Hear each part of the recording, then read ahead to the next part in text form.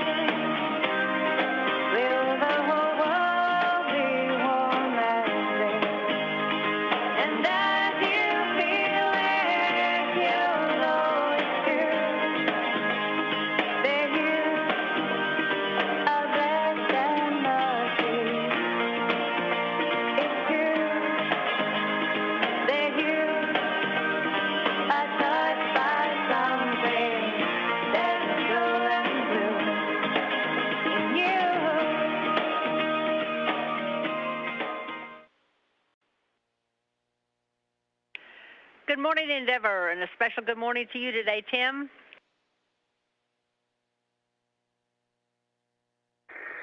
Good morning, Shannon. Thank you very much. I really enjoyed the music this morning, and it's really beautiful up here.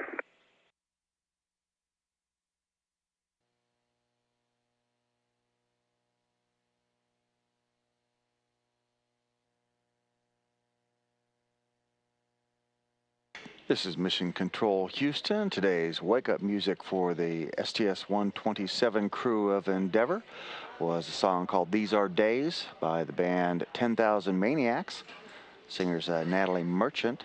That tune especially dedicated to Tim Kopra, who is riding on Endeavor up to the International Space Station, his new home on orbit. He'll be staying on board, and Koichi Wakata will be returning with the rest of the Endeavor crew.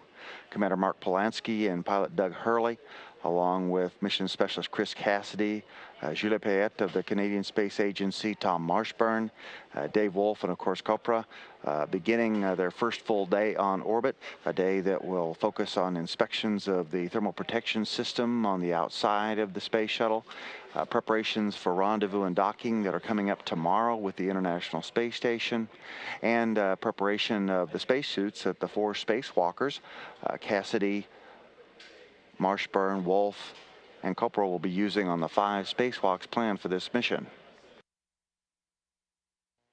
Endeavor Houston for the Gira and Dave Wolf. And Houston, hey, this is Mark, and Dave's doing the external survey, trying to take photos, but I can help you with the Gira. Yes, he described a compression nut on the Gira that was leaking, and we're wondering if somebody had a few minutes on the middeck to troubleshoot that. You betcha.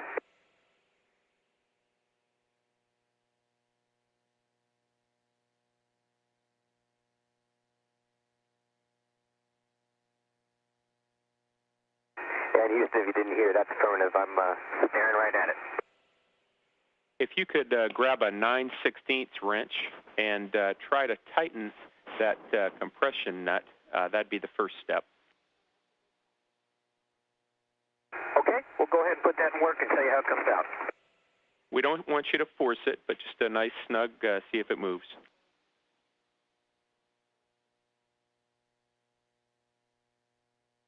Understand. Houston, Endeavor for the Gira. Go ahead. Yeah, Box, I was able to get about I'd say about a quarter to a third of a turn out of it without over-torquing it and getting it snug. So we'll watch it for a while and see if we get any more leakage out of it. That sounds great. The anatomy of the connection, there's a compression ferrule around the hose itself, and that nut tightens the ferrule against the fitting. And so if that worked, that's great. And then the next step is if you can just verify looking around the tube itself if you see any notice cracks or anything. Yeah, I did a quick inspection and pulled a little bit of the white sleeve off of the plastic and don't see anything noticeable, so we'll hope that this worked.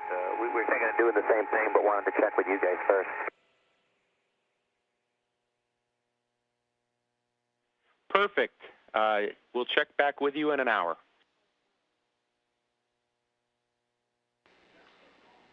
Capcom Greg Johnson calling up some instructions to the crew on troubleshooting that galley iodine removal assembly leak. A little bit of water dripping out, kind of like a leaky faucet. The crew says with their help from the ground, they believe they have it fixed, and they'll continue keeping an eye on that to make sure it doesn't leak again.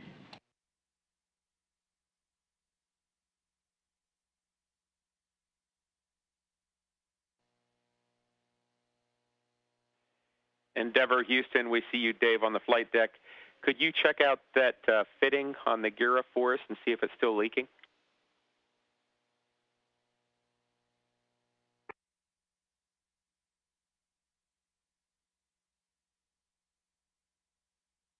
Yeah, Box, we've been watching it, and I'd say 90% or more of the leak is down. It's very low right now. When you look closely at the fitting, the exit point of the tubing from the compression fitting does not come out straight. It's maybe 8 degrees off. And, Roman and I, we've been talking about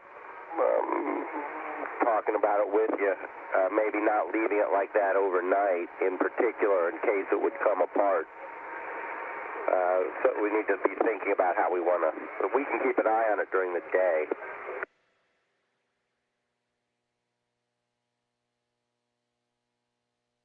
We rarely use the tube, and it's not needed at all in the night config. Okay, we appreciate the great report, and we're glad that we've knocked it down considerably. We're going to think about it, and we'll come up with a forward plan for you. Copy, and if you want us to take it apart and put it back together or whatever you guys want, we're standing by. But we're safe right now with it. Copy that.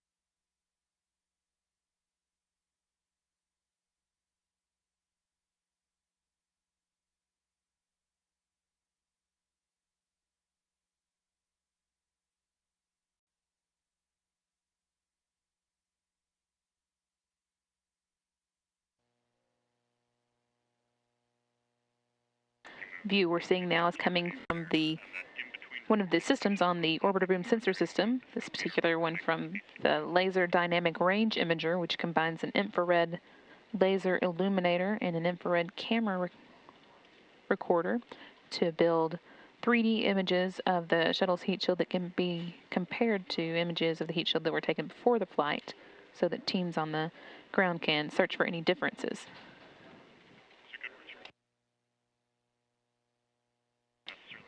The orbiter boom sensor system also includes an intensified television camera, which gives the plain black and white TV views that we often see from other cameras inside the shuttle's cargo bay.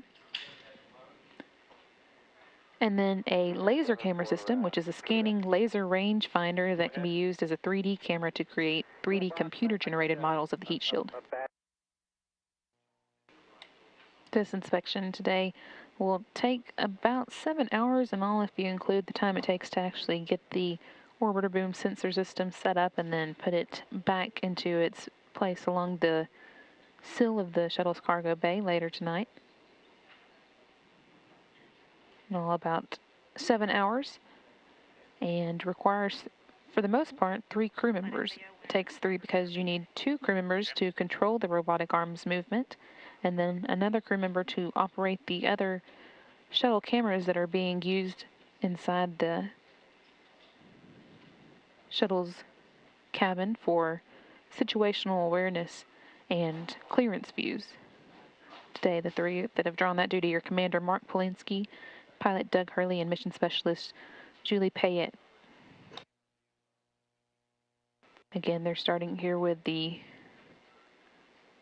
starboard or right wing of Endeavour, and then we'll move from there to the nose cap, and then after a break for lunch to the port or left wing.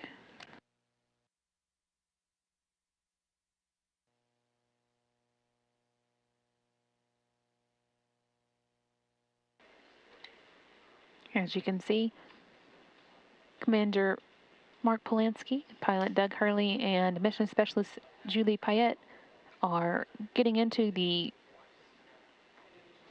orbiter boom sensor system survey of the shuttle's starboard wing, beginning of their survey for the day.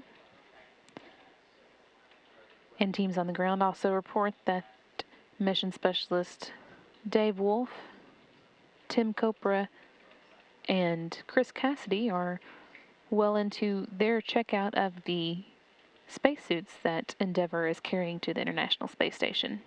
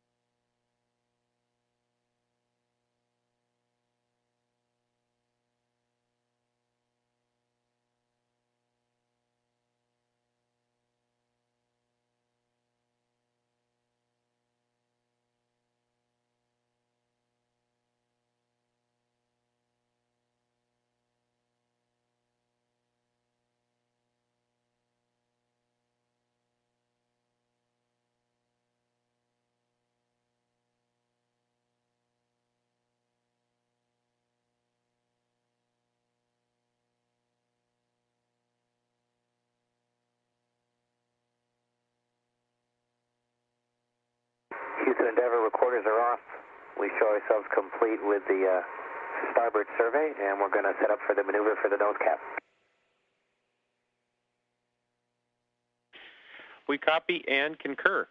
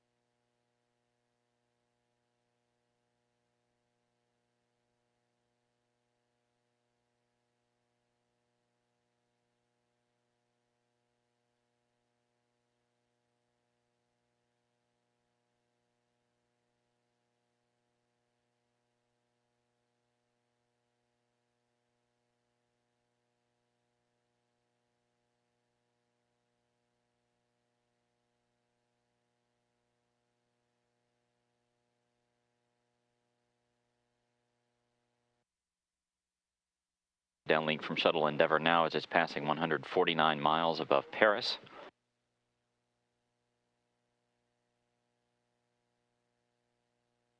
It's making a cross over Western Europe at this time.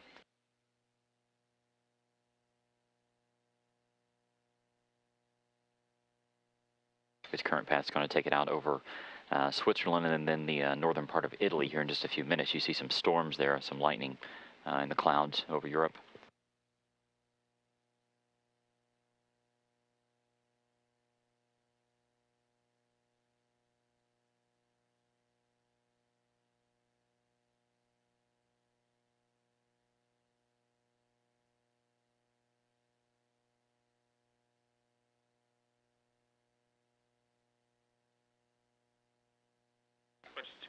That is the city of Zurich, Switzerland down below.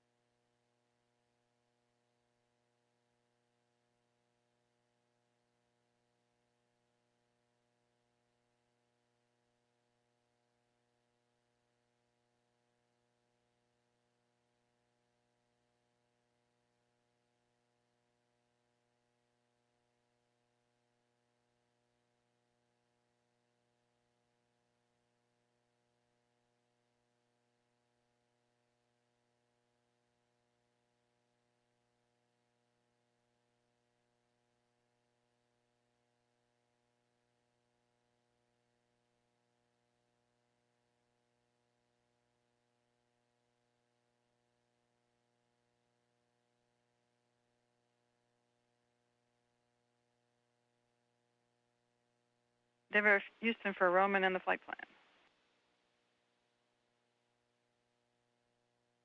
Go ahead. Roman, since we got you ahead a little bit, if you're available, we're ready for the interconnect tank switch from right to left that's on your flight plan at about 0:35. You could start that now if you're ready. That sounds great. Thanks. I'll put that in work, and Julie and Doug are going to go straight to the OBSS first. Perfect. Thanks.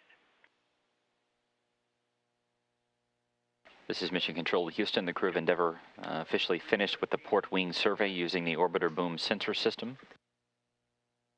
The next step is for the crew to go ahead and berth or put that OBSS extension back into the payload bay where it will remain.